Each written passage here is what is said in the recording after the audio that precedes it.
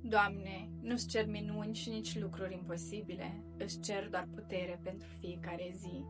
Învață-mă arta pașilor mici.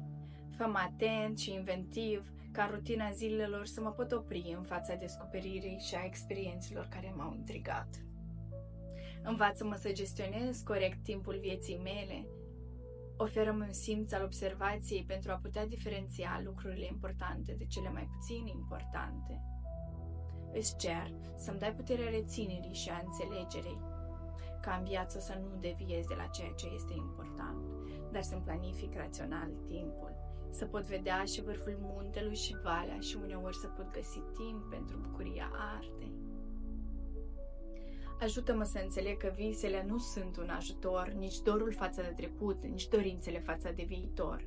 Ajută-mă să fiu aici și acum și să percep această clipă ca pe cea mai importantă. Apără-mă de credința naivă că totul în viață trebuie să fie ușor.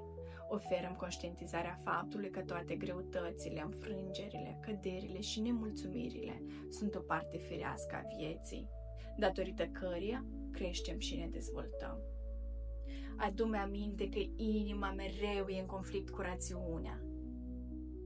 Trimitem la momentul potrivit pe cineva care va avea curajul să-mi spună adevărul, dar să o facă cu dragoste. Știu, multe probleme se rezolvă fără să faci nimic, deci învață-mă să am răbdare.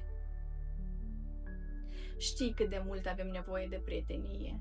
Ajută-mă să merit acest dar al sorții.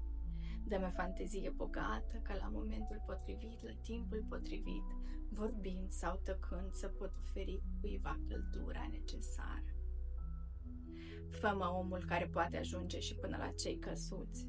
Ferește-mă de frica evitării lucrurilor importante din viață. Nu-mi da ceea ce vreau, dar ceea ce merit cu adevărat. Învață-mă arta pașilor mici.